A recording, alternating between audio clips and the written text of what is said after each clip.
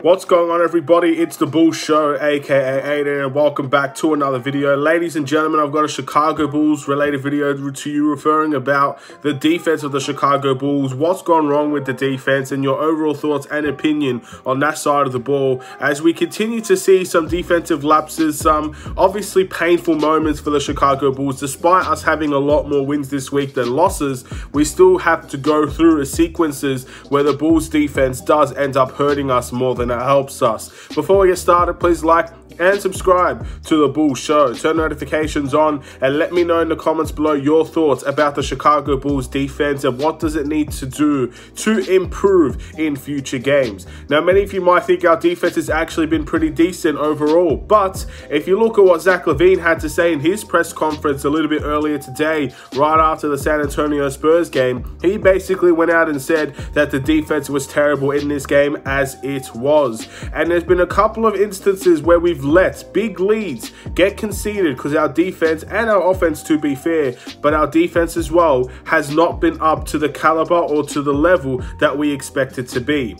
Obviously, the first thing that we need to discuss in this instance is obviously the players that we are missing. For example, we have a lot of defensive-minded players not playing for the Chicago Bulls at the moment. Obviously, the two that we're looking at, Lonzo Ball, Alex Caruso. I've already talked a lot about what they bring to the table, but again, it's just so simple in terms of how much they make us a better team. Sometimes basketball is a basic game, and if you just apply even a little bit of pressure on other guards in this league, even forwards, whoever it is that has the ball in their hands, they force mistakes, they force turnovers, and that's instantly makes our defense much better. Something we saw against the San Antonio Spurs is that our guards did not apply any pressure to their guards. That's Kobe White, that's Zach LaVine, that's Ayo, that's DeRozan, that's Javonte Green, anyone that was playing guard at that point in time. In the fourth quarter and throughout the whole game, applied no pressure to their guards. Something as simple as that makes our defense 10 times better, and that's one of the key things that I took away from that San Antonio Spurs game that means something is wrong with our defense. Obviously, those two guys, Lonzo and Alex Caruso, will make those things a lot better.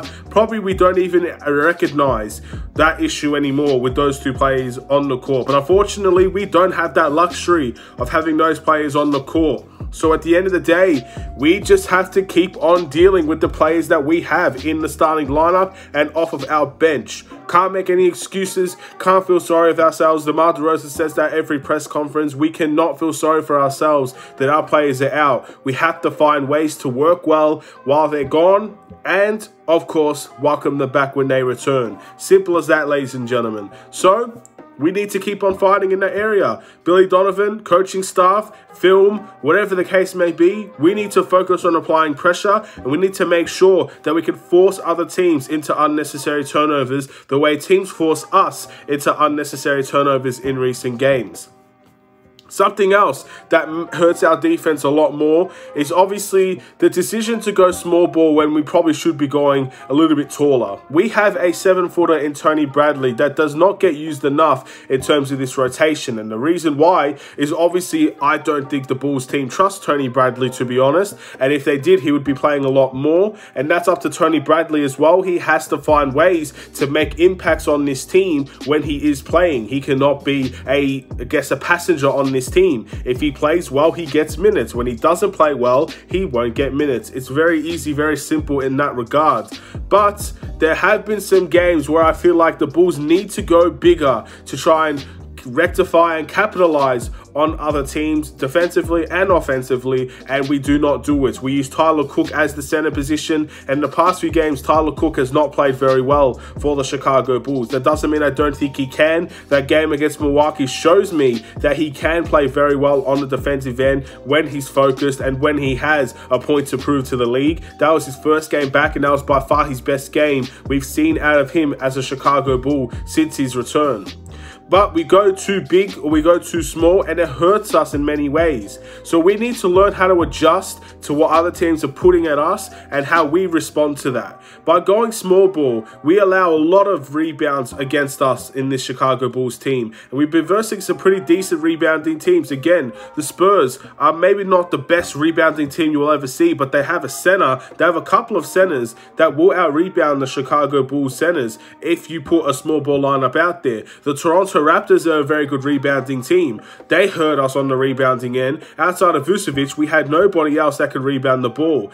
Even if we play good defense, if you don't get the rebounds, if you allow second chance opportunities, your defense means nothing because you're still giving them way too many opportunities than you need to, that you have to give them. And that is very simple in that area as well. So Tyler Cook could be a body that maybe if we go small ball and we match their small ball, it works out for the Chicago Bulls. They're playing small ball, we're playing small ball, we match up with them well, we get more rebounds, we go out and transition, we play the game that we like to play.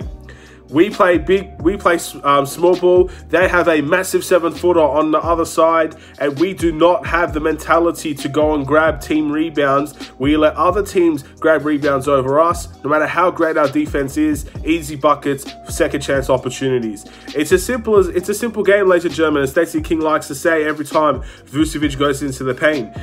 Defense is a simple game as well. Yes, you need the defensive-minded players. Yes, you need the structure to play defense, and you definitely need discipline as well. But sometimes bigger bodies equals more second chance opportunities, equals more rebounds. So sometimes Tony Bradley has to be the guy that we turn to off of that bench more than Tyler Cook. And until we get another backup center, we have been rumored that we want a backup center. Until we get one of those players, or until we get a bigger power forward to help us on rebounding and to prevent more second chance opportunities, this team needs to focus on rebounding as a team. As much as we like to run out in transition, it hurts us more when so many of our guys run out in transition and players can't get rebounds on this team. So we need to focus on team rebounding so we can limit those second chance opportunities and enhance our defense and definitely hide their weaknesses as well. It's simple stuff, ladies and gentlemen, but at the end of the day, defense has been poor. For another example is how we can't stop runs. We play great basketball for 2 or 3 quarters of a game. In the fourth quarter, we collapse. That's our defense. That's obviously feeling the moment. That's obviously a team that is not experienced enough to manage leads. We saw a lot of this last season. We gave up so many leads in the games last season. I think we were actually the second worst team when it comes to having a big lead and allowing them to come back behind the Phoenix Suns. I'm pretty sure that was a stat at one point last season where we gave up the most leads next to the Phoenix Suns. So Phoenix Suns were in the finals. We were the 11th seed. It's not good for the Chicago Bulls to be able to give up that many leads. And we're starting to see it happen again.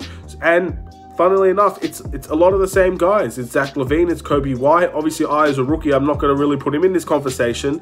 But in terms of putting pressure, in terms of the guards applying pressure to our guards, it's the ones that have been here that have not really reacted well to that. And that leads to their runs. That leads to them winning games. It leads to sometimes our lackadaisical quarters. We also find it hard to play out of zones and stuff like that, but that's obviously our offensive end.